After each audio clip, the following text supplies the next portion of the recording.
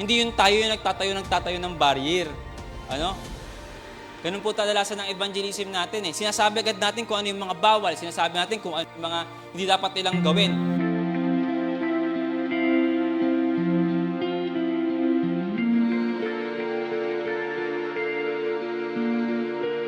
Nung nagkakakwentuhan din kanya ni brother sa ano kayang kulang sa urban evangelism. Bakit yes, tumanggap nga sila kay Jesus and then saglit lang mawawala na agad sila. Or kaya talagang wala talaga silang pakialam. Aattend lang sila ng crusade and then after ng dalawang araw wala na. Bakit? Kasi hindi natin natututukan yung pinaka-importante doon sa ginagawa nating evangelism. Ano ba yung importante na yon? Ang pinaka-importante po, maipaunawa natin sa kanila yung saving grace ng ating pong Panginoon. Na yun yung unang-una dapat na ibinibigay natin sa kanila. Dapat maintindihan ng mga tao na nasa paligid. Chapter 2, verse 1 ng Ephesians, ano pong sabi doon? Na tayo dati ay mga patay sa kasalanan. So dapat po natin yung maipaintindi sa kanila. At dapat din tayo ranas natin yon. Kasi hindi natin kayang ipaintindi sa kanila nang hindi natin yung ranas. Na tayo dati ay makasalanan and then yung pagiging makasalanan natin, naiintindihan natin tayo ay patay sa pamamagitan nun. So they have to hear the word of God kasi yun lang po yung makakapagbuhay sa kanila.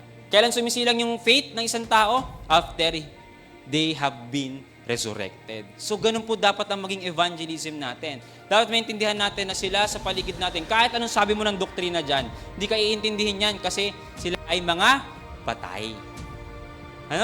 At pag sila ay tinawag ng ating Panginoon, doon lang sila mabubuhay and they will act what the faith na meron po sila. Kasi mismo yung faith is galing din po sa Diyos. And after nila po mag-act sa faith na yon, and then lalakad sila, ang problema ay may blockage. So kailangan po maitanggal muna natin yung mga barriers natin sa mga tao sa paligid. Hindi yung tayo yung nagtatayo ng barrier. Ganun po kadalasan ng evangelism natin eh. Sinasabi agad natin kung ano yung mga bawal, sinasabi natin kung ano yung mga hindi dapat nilang gawin. Kung ako, 6 days a week or 7 days a week pa yung trabaho ko, tapos papangaralan mo ko araw ng Sabat, dapat di ako papasok. Baka ngayon lang, aalis na ako. Diba? Bakit? Kasi may barrier agad. Dahil ang isang tao